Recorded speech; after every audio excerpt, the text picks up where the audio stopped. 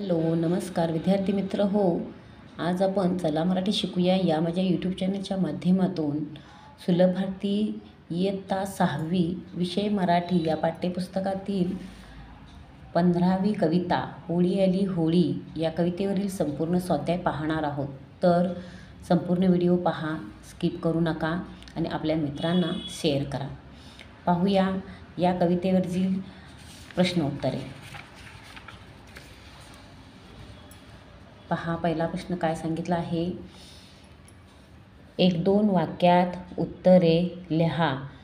होळीला करायचा गोड पदार्थ कोणता आहे? तर पुरणपोळी. हे मी कवितेत उत्तर दाखवणार आहे सर्व. पहा, होळीला पुरणाची पोळी करतात म्हणजे पुरणपोळी केली जाते. हे 1 नंबरचं उत्तर आहे. पाहूया दुसरा प्रश्न. केर कचरा टाकायचे ठिकाण. आता केर कचरा कुठे टाकतात हे मीही कवितेत दाखवणार आहे.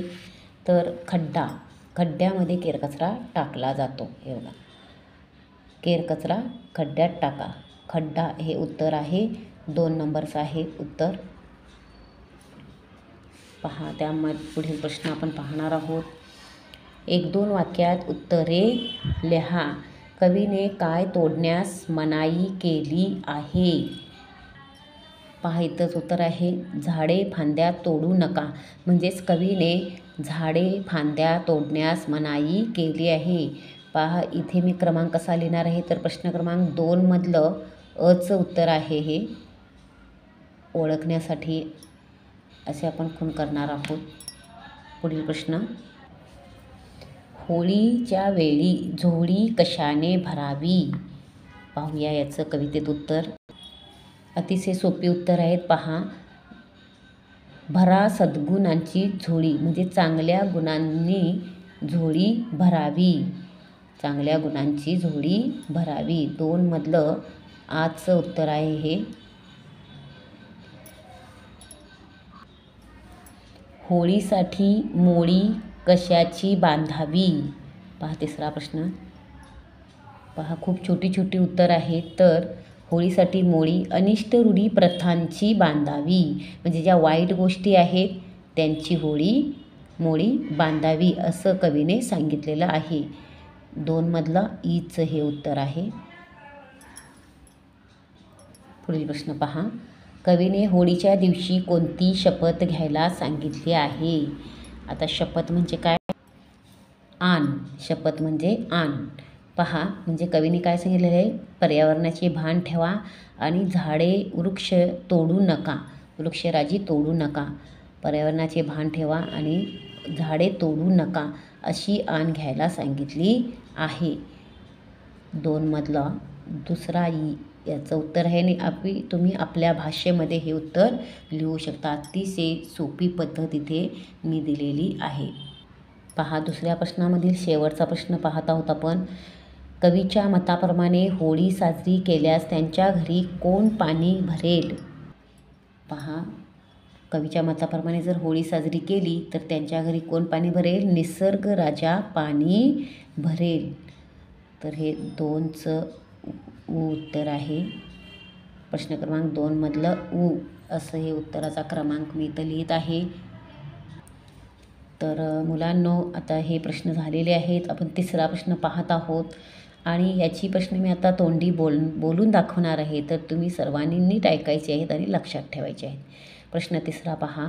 पर्यावरणाचे भान ठेवून होळी साजरी करा. याबाबत तुमचे मत 2-3 वाक्यात लिहा. तर आता हे उत्तर पहा, मी बोलते आहे.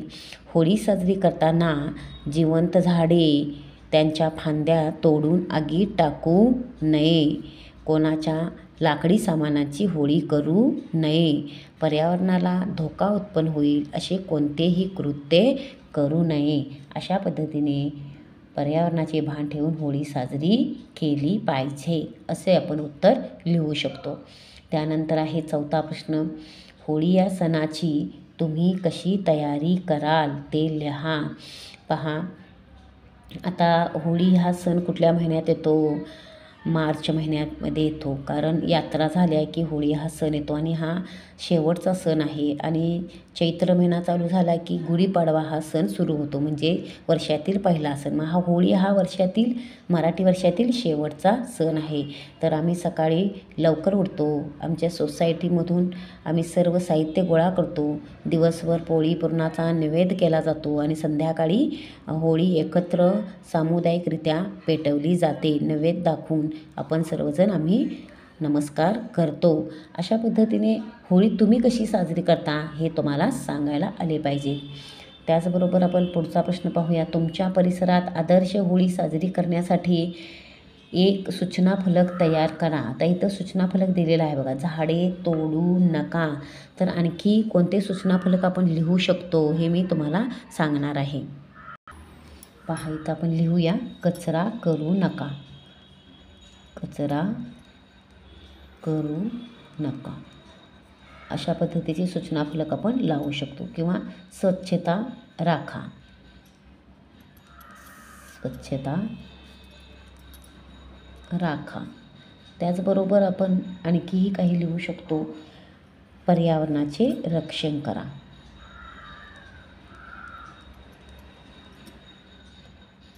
पर्यावरणाचे रक्षण करा. तर असे सूचना फलक आपल्याला लिहिता येतील. आता पुढील प्रश्न आहे 7 नंबरचा. होळी हा सण फाल्गुन या महिन्यात येतो, त्याप्रमाणे खालील तक्ता पूर्ण करा. आता होळीचं इथं दिलेलं आहे आपल्याला फाल्गुन, म्हणजेच इथं आपल्याला काय लिहायचं आहे, फाल्गुन. पहा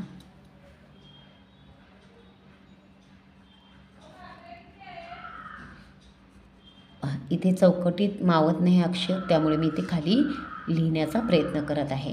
तर अशा पद्धतीने होळी फाल्गुनमध्ये. मग इतर सण कुठल्या महिन्यात साजरे केले जातात, आणि हे मराठी महिने आहेत. शक्यतो मराठी महिन्यांची नावे मुलांना पाठ नसतात, आणि मग इथे महिन्यांची नावे मी दाखवणार आहे, ती सर्वांनी पाठ करावीत. पहा गुढीपाडवा कुठल्या महिन्यात येतो, चैत्र महिन्यात, कारण चैत्र महिन्यानेच मराठी महिन्यांची सुरुवात होते आणि हा सण पहिला असतो गुढीपाडवा. त्यानंतर दिवाळी ही कशात येते, कार्तिक महिन्यात येते. गणेशोत्सव भाद्रपद महिन्यात येतो. संक्रांत पौष महिन्यात येतो आणि दसरा अश्विन महिन्यात येतो. अश्विन महिन्यात येतो. अशा प्रकारे मराठी महिन्यांची नावे तुम्हाला लिहिता आली पाहिजेत. तर अशा प्रकारे आपण संपूर्ण स्वाध्याय इथे पाहिलेला आहे. तुम्हाला व्हिडिओ कसा वाटला, लाईक शेअर अवश्य करा, तसेच आपल्या कमेंटही अवश्य लिहा. आणि या अगोदरच्या व्हिडिओमध्ये मी या कवितेवरील संपूर्ण स्पष्टीकरण, तसेच कवितेची चाल ही या असे व्हिडिओ केलेले आहेत. तर हे व्हिडिओही तुम्ही चला मराठी शिकूया या माझ्या यूट्यूब चॅनेलला सर्च करा आणि तेही व्हिडिओ पाहून घ्या. सर्वांनी मनापासून व्हिडिओ पाहिलात, सर्वांचे खूप खूप आभार. धन्यवाद.